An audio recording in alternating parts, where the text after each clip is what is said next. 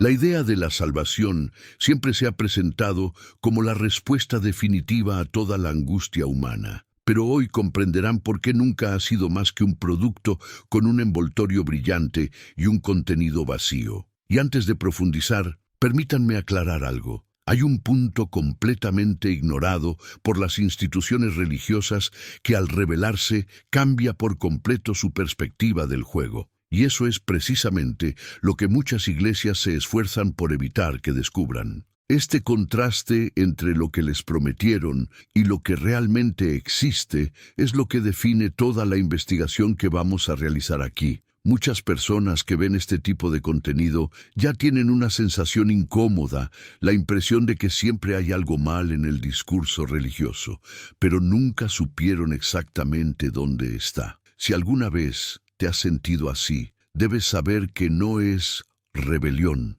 ni falta de fe. Es simplemente razonamiento que intenta sobrevivir entre el ruido. Validar este sentimiento es fundamental, porque sin él seguirías creyendo que el problema está en ti, cuando en realidad el problema está en el sistema. El objetivo central de este video es explicar de forma directa y racional cómo se construyó la idea de la salvación, quién la creó y con qué propósito. No usaremos metáforas ni exageraciones. Solo hechos, estructura y lógica. La propuesta es simple y única: brindarles un mapa que explique cómo esta narrativa se diseñó para depender de su inseguridad y nunca de la realidad. A lo largo de este video te darás cuenta de que lo que parecía complejo es en realidad extremadamente simple. Cuanto más crees que necesitas ser salvado, más dependiente te vuelves,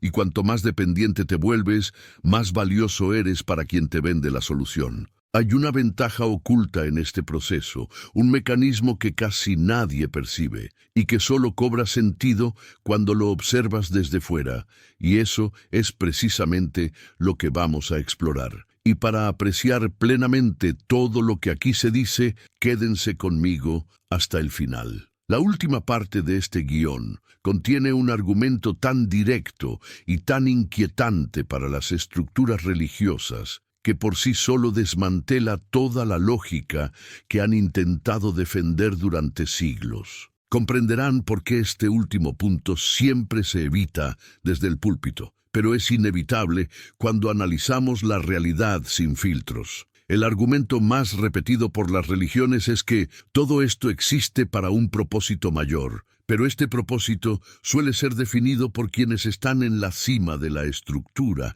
nunca por quienes están dentro. La promesa de salvación funciona precisamente porque crea la ilusión de que uno está incompleto y de que solo hay un proveedor autorizado capaz de llenar este vacío. Al observar esto desde la distancia, se comprende que la lógica es idéntica a la de cualquier mercado que necesita una demanda continua para sobrevivir. Esta construcción emocional no es casual. Se apoya en momentos de fragilidad, dudas existenciales, crisis personales, y cada una de estas fases sirve como punto de apoyo perfecto para que el discurso gane fuerza. La manipulación no proviene de la fe en sí, sino de cómo se presenta, no como reflexión, sino como dependencia. Lo más interesante es que al analizar la narrativa de la salvación, nos damos cuenta de que nunca se sostiene por sí sola. Depende del miedo, la culpa y un enemigo invisible,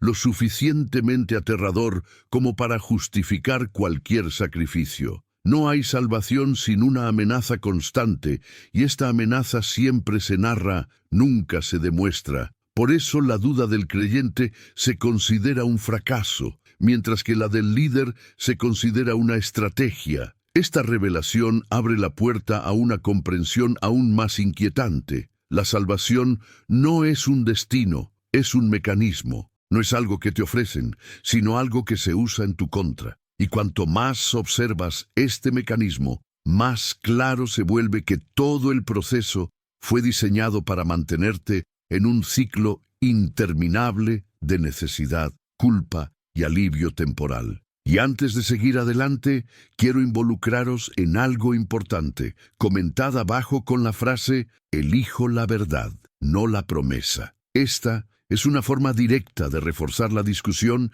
y mostrar que más personas están rompiendo con esta narrativa. La idea de que existe un alma manchada que necesita reparación siempre ha sido el principal motor de la doctrina de la salvación. Al analizarla históricamente, nos damos cuenta de que este concepto no surgió de la experiencia humana, sino de la necesidad de las instituciones religiosas de crear un problema que solo ellas podían resolver. Es como si alguien dibujara una imagen perfecta, te diera un paño y luego te cobrara por enseñarte a usarlo, aunque el dibujo nunca existiera. Es importante comprender que este discurso no puede sostenerse sin la creación artificial de incompetencia. Para desear la salvación, es necesario creerse incapaz de encontrar respuestas fuera de la religión. Este ciclo se alimenta desde una edad temprana, cuando se repite que cuestionar es peligroso,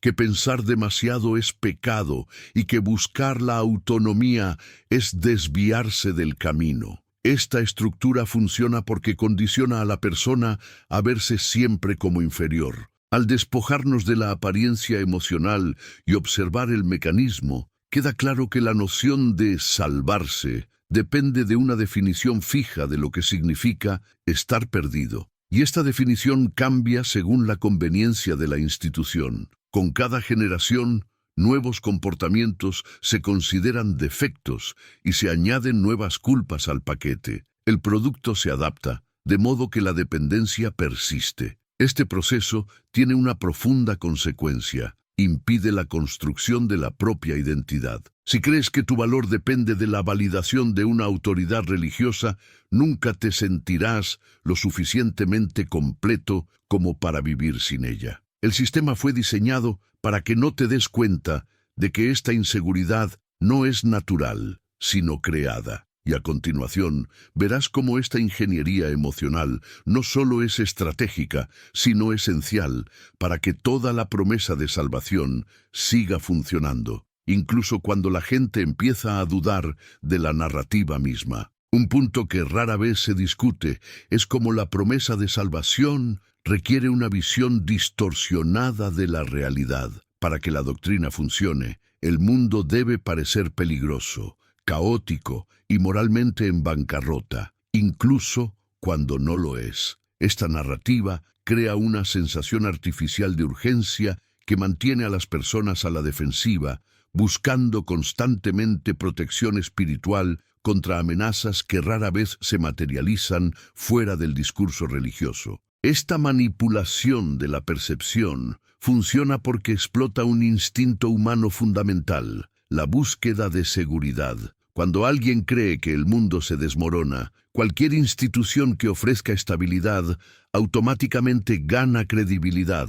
La salvación, en este contexto, no se presenta como una idea metafísica, sino como un refugio emocional ante un escenario supuestamente hostil. Si observas con atención, te das cuenta de que la solución ofrecida nunca resuelve el problema. Al contrario, te mantiene atrapado en la sensación de que algo terrible podría ocurrir en cualquier momento. Esto genera lealtad, crea obediencia y crea la ilusión de que sin esa estructura serías completamente vulnerable. La amenaza se exagera para justificar la dependencia. Esta lógica transforma al creyente en un consumidor permanente de miedo, culpa y esperanza. Y lo más irónico es que, incluso cuando una persona se entrega por completo, nunca recibe la garantía final de esa salvación. Siempre es una promesa postergada, siempre condicional, siempre pendiente como una zanahoria inalcanzable. Y más adelante notarás el detalle oculto en este proceso, un elemento simple pero crucial que desmantela toda esta narrativa y explica por qué la promesa es siempre tan conveniente para el vendedor, pero nunca concluyente para el consumidor. La noción de salvación también depende de otro mecanismo menos mencionado, la transferencia de responsabilidad. Cuando la religión dice que naciste en pecado, impone una culpa que no proviene de tu experiencia real, sino de una etiqueta heredada, impuesta incluso antes de que seas consciente de ella. Esto crea un punto de partida donde siempre estás en deuda, siempre necesitas justificarte y siempre buscas una aprobación inalcanzable. Si observamos con atención, nos damos cuenta de que esta culpa preinstalada no es un error del sistema, sino la base que hace que todo funcione. Una persona que cree estar equivocada desde el principio es mucho más fácil de controlar, mucho más fácil de dirigir y mucho más propensa a aceptar cualquier promesa que ofrezca purificación. Y cuanto mayor es la culpa, mayor es la sumisión. Este mecanismo se vuelve aún más claro al considerar cómo la religión transforma los comportamientos humanos naturales en fallas espirituales. Sentir duda se convierte en desobediencia. Sentir deseo se convierte en pecado. Buscar la autonomía se convierte en rebelión. Todo lo que forma parte de la experiencia humana se reinterpreta como algo que exige perdón. Es una estructura que redefine lo normal para mantenerte dependiente. Curiosamente, cuando el creyente intenta liberarse psicológicamente, el discurso hace que la liberación misma parezca peligrosa. Lejos de nosotros, te perderás. Esta frase, pronunciada de diversas maneras en innumerables instituciones, crea un muro emocional alrededor de la persona. La libertad se transforma en una amenaza y la dependencia se vende como cuidado. Y a continuación verás cómo esta reingeniería de la culpa no solo es eficaz, sino necesaria para mantener una promesa que nunca se cumple. Y hay una razón muy directa para eso. Una razón que explica por qué la salvación debe ser inalcanzable para seguir siendo tan valiosa para quienes la venden. Hay un punto crítico que casi nadie comprende. La promesa de salvación solo funciona porque nunca termina. Si fuera posible tener la absoluta certeza de que ya estás salvado, todo el sistema perdería su poder. Las instituciones necesitan que sigas dudando, que sigas sintiéndote inadecuado, que sigas creyendo que siempre falta algo, porque es este sentimiento de carencia lo que mantiene el ciclo en marcha. La salvación se presenta como un objetivo final, pero en la práctica se comporta como un blanco móvil. Con cada paso que das surge una nueva exigencia. Con cada victoria espiritual se inventa un nuevo peligro espiritual. Esta estrategia te mantiene atrapado en un camino sin salida, donde el esfuerzo nunca es suficiente para garantizar lo prometido. Esta dinámica funciona porque imita la lógica de un juego emocional. Recibes pequeñas recompensas, pequeñas sensaciones de alivio, pequeños momentos de pertenencia, y eso te incita a volver por más. Es como si el sistema distribuyera dosis controladas de esperanza para asegurar que nadie cuestione por qué nunca se entrega la recompensa final. No es falta de eficiencia, es diseño. El resultado es que la persona aprende a desconfiar de sí misma. Cree que nunca está lista, nunca es pura, nunca es totalmente aceptable. Y esta inseguridad emocional crea el ambiente perfecto para que la promesa de salvación parezca siempre demasiado urgente como para cuestionarla, pero siempre demasiado lejana como para alcanzarla. Y de este escenario surge inevitablemente una pregunta sencilla, pero que sacude toda la estructura religiosa cuando aparece por primera vez en la mente de alguien. Si la salvación nunca llega, ¿realmente existe? Este es el tipo de pregunta que muchas instituciones hacen todo lo posible para evitar que usted tenga, por lo que quiero que lo tenga en cuenta a medida que avanzamos. Al analizar históricamente cómo se forjó la idea de la salvación, algo destaca. Se utilizó como herramienta política mucho antes de presentarse como una respuesta espiritual. Gobiernos, monarcas y líderes religiosos se dieron cuenta de que controlar la creencia en el más allá era mucho más efectivo que controlar el presente. Si se convence a una población de que la obediencia garantiza una recompensa eterna, aceptarán abusos temporales sin cuestionarlos. Es una lógica simple, pero devastadoramente efectiva. Esta fusión de poder espiritual y político transformó la promesa de salvación en moneda de cambio. Seguir las reglas ya no era cuestión de coexistencia, sino de eternidad. Cuestionar la autoridad se convirtió en un riesgo metafísico. Este tipo de estructura reduce al individuo a un engranaje fácilmente reemplazable, mientras que la cúpula permanece protegida por un aura de intocabilidad. Esto deja claro que la salvación no era un mero concepto moral, sino un mecanismo de control social. Al centralizar la idea de que la vida tiene un manual oficial, validado únicamente por intermediarios sagrados, cualquier desviación se convirtió en una amenaza. La salvación dejó de ser un consuelo para convertirse en una herramienta disciplinaria. Por eso, incluso después de los avances científicos, culturales y filosóficos, muchas instituciones siguen resistiéndose intensamente a la autonomía intelectual. Una sociedad que piensa por sí misma es una sociedad que comprende que no necesita pagar peajes espirituales para existir. La independencia mental es el mayor peligro para cualquier sistema que viva de la promesa de un producto que nunca cumple. Y más adelante veréis el punto que estas instituciones esconden con más fuerza.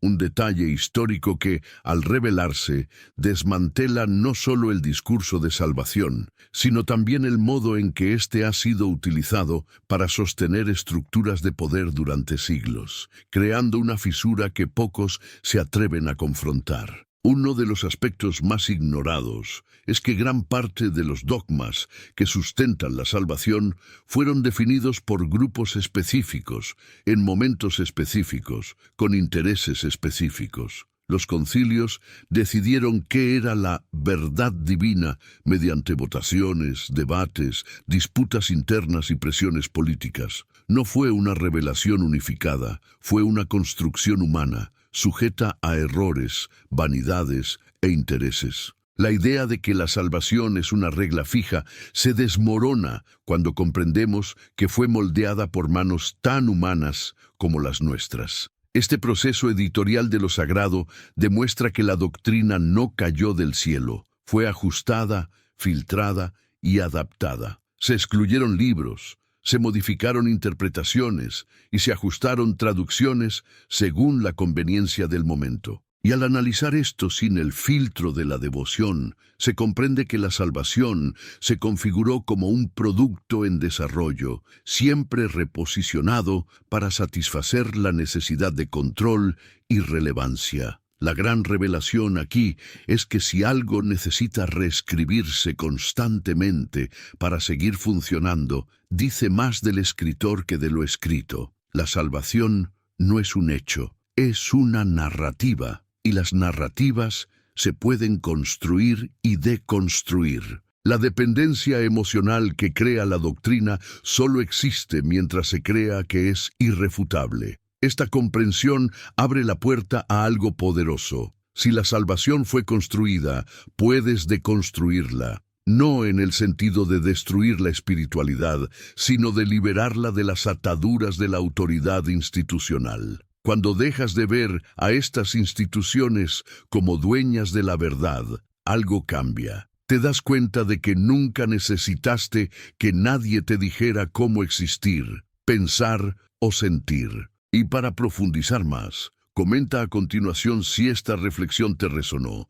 Dios no escribió las reglas, las personas lo hicieron. Tengan presente esta frase y acompáñenme, porque justo adelante hay una última pieza de este rompecabezas que muchos evitan afrontar, pero que transforma por completo la percepción de lo que realmente se vende cuando se habla de salvación. Al observar el funcionamiento psicológico de la promesa de salvación, notamos un detalle que a menudo se pasa por alto. Opera como una suspensión permanente de la autonomía. Se enseña a la persona a creer que no puede confiar plenamente en sus propios pensamientos, emociones o decisiones.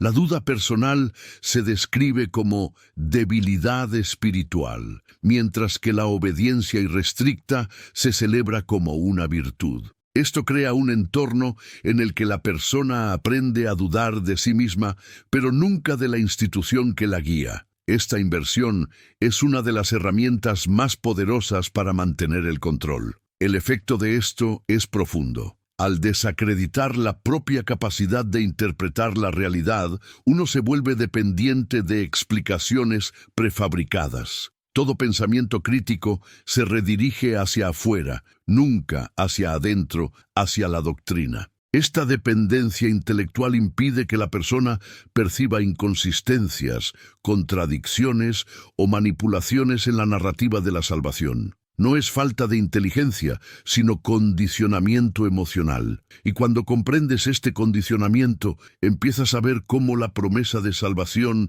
se sustenta no en la evidencia, sino en la constante devaluación del individuo. El mensaje siempre es el mismo: sin nosotros, estás perdido. Esta frase, repetida de diversas maneras, transforma la autonomía en un riesgo y la sumisión en un camino seguro. Este intercambio es silencioso, pero devastador. Lo más curioso es que cuando una persona finalmente empieza a distanciarse de la doctrina, no siente libertad inmediata, sino culpa. Y esta culpa no es natural, está inculcada. Es como si la institución pudiera seguir ejerciendo presión sobre sus emociones, incluso después de que la persona intenta liberarse. Comprender esto es esencial, ya que demuestra que el encarcelamiento nunca fue espiritual, sino psicológico. Y hay algo aún más inquietante que sigue inmediatamente. Un punto que parece simple, pero que, al analizarlo con honestidad, desmantela por completo el discurso de la salvación. Un punto que, una vez percibido, no puede ignorarse y que explica por qué tantas instituciones dependen en gran medida de la inseguridad para seguir existiendo. Uno de los pilares olvidados de la narrativa de la salvación es la absoluta ausencia de criterios objetivos que validen si realmente sucede. Ninguna institución puede demostrar, medir, registrar ni probar que alguien ha sido salvado. Todo permanece en el ámbito de las promesas abstractas, condicionado por emociones e interpretaciones subjetivas. Y esto no es un defecto, sino una estrategia. Porque si algo no se puede verificar, tampoco se puede impugnar. Este modelo basado en la abstracción crea una enorme ventaja para quienes ostentan autoridad espiritual. Sin parámetros claros, cualquier comportamiento puede interpretarse como una señal de distanciamiento o aproximación. Es una regla flexible que se ajusta constantemente para reforzar la dependencia. Cuanto más intentas alcanzar el ideal, más lejano parece y más te esfuerzas. Es una carrera eterna en una pista sin fin. La consecuencia de esto es que el creyente comienza a vivir en una especie de limbo emocional. Nunca recibe confirmación, pero tampoco una respuesta negativa definitiva. Esta incertidumbre calculada mantiene a la persona en un estado constante de búsqueda. La promesa funciona como un faro lejano que nunca se acerca, pero cuya luz es suficiente para impedir que te detengas. Y cuanto más caminas, más te involucras emocionalmente. Cuando comprendemos esto, comprendemos que la salvación no se ofrece, sino que es condicional. Funciona como un contrato sin cláusulas claras, donde solo una de las partes tiene el poder de interpretación, y por eso se vuelve tan lucrativa y útil como herramienta de control, porque es imposible probar la ausencia de algo que nunca se demostró en primer lugar. Y si estás siguiendo este análisis de cerca, quiero recalcar algo importante. Este trabajo solo crece si colaboras. Así que adelante, dale a me gusta, suscríbete y activa la campana de notificaciones. Esto le demuestra al algoritmo que no estás controlado por narrativas religiosas, sino que eliges contenido que realmente expande tu conciencia. Porque pronto desmantelaremos otra parte crucial de esta promesa. Una parte que muchas instituciones jamás admitirían en voz alta. Al analizar a fondo el funcionamiento de la promesa de salvación, nos damos cuenta de que depende de un elemento decisivo, la imposibilidad de verificación. Mientras todo siga basándose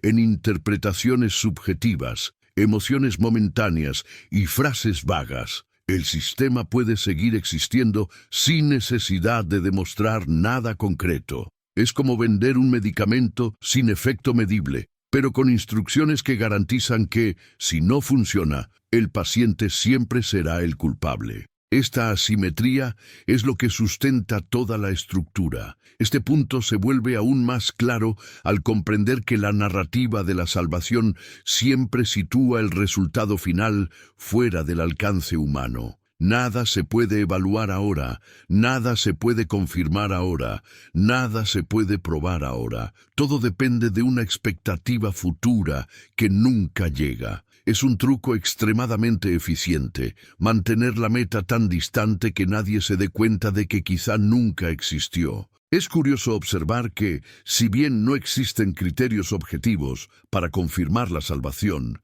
existen innumerables reglas, prohibiciones y comportamientos que supuestamente determinan su proximidad. La falta de evidencia se compensa con un exceso de exigencias. Este desequilibrio crea la sensación de que los fieles siempre pueden perderlo todo, incluso cuando no hay nada concreto en juego, y esta sensación de riesgo genera obediencia. Lo más revelador es que esta ausencia de criterio no se considera un problema dentro de la doctrina. Al contrario, se defiende como un misterio divino. Esta frase, repetida con reverencia, funciona como un bloqueo mental. Impide al individuo plantear preguntas sencillas y esenciales. Transforma la falta de claridad en una virtud y el cuestionamiento en una amenaza. Es un escudo perfecto para cualquier narrativa que dependa de lo desconocido para seguir funcionando. Antes de continuar, quiero que tengan presente una pregunta incómoda. Si la salvación es tan importante, ¿por qué debe permanecer invisible, indefinida e indemostrable? Esta pregunta, que muchos evitan, es la clave para comprender lo que sigue. Y lo que sigue revela el punto que desmantela toda la pretensión de certeza que la doctrina intenta defender. Hay una realidad que rara vez se menciona en las instituciones religiosas. Si la salvación fuera un hecho, no habría que defenderla con miedo, control ni amenazas. No habría necesidad de convencer, presionar ni culpar a nadie. Las verdades sólidas no requieren vigilancia constante. Sin embargo, cuando una idea depende de la protección emocional, es señal de que no puede sostenerse por sí sola. Y la doctrina de la salvación encaja perfectamente en este patrón. Esto se hace evidente al observar el comportamiento de las propias instituciones. Su preocupación no es garantizar que encuentres respuestas, sino que permanezcas dentro de la estructura. La obediencia se considera una prueba de fe, mientras que la autonomía se considera una desviación. Si la salvación fuera un camino real, verificable e independiente, cada persona podría alcanzarla sin necesidad de someterse a la jerarquía religiosa. Pero este tipo de libertad hace irrelevante cualquier sistema de poder. Lo cierto es que la promesa de salvación solo tiene sentido mientras creas que no te bastas por ti mismo. Y esto explica la insistencia en narrativas que menosprecian al individuo. Es necesario enseñarle a la persona a creerse pequeña, frágil y perdida, porque sólo así la institución puede volverse grande, necesaria e indispensable. El valor de la salvación crece a medida que se reduce el valor del individuo. Cuando finalmente comprendes esto, algo cambia profundamente. Te das cuenta de que no hay nada que salvar, porque no hay ningún defecto esencial en ti que espere la reparación divina. Lo que existe es un sistema que te ha convencido de que algo está roto para poder ofrecer una cura. Y cuando llega esta comprensión, la dependencia se disuelve. El muro emocional comienza a derrumbarse y el miedo que antes parecía tan natural empieza a parecer artificial. Y más adelante, conectaremos todo esto con el resultado final, una conclusión que no solo expone el fraude, sino que revela la alternativa más liberadora que surge cuando abandonas la idea de que necesitas ser salvado de algo que nunca existió. Cuando juntamos todas las piezas, la culpa inculcada, el miedo artificial, la promesa inalcanzable, la falta de criterio, la dependencia emocional y el control narrativo, nos damos cuenta de que la salvación no es solo una ilusión, es una construcción meticulosamente elaborada, diseñada para ocupar un espacio que por derecho debería ser tuyo, el espacio de tu autonomía, tu interpretación de la vida, tu capacidad de decidir qué es lo correcto para ti.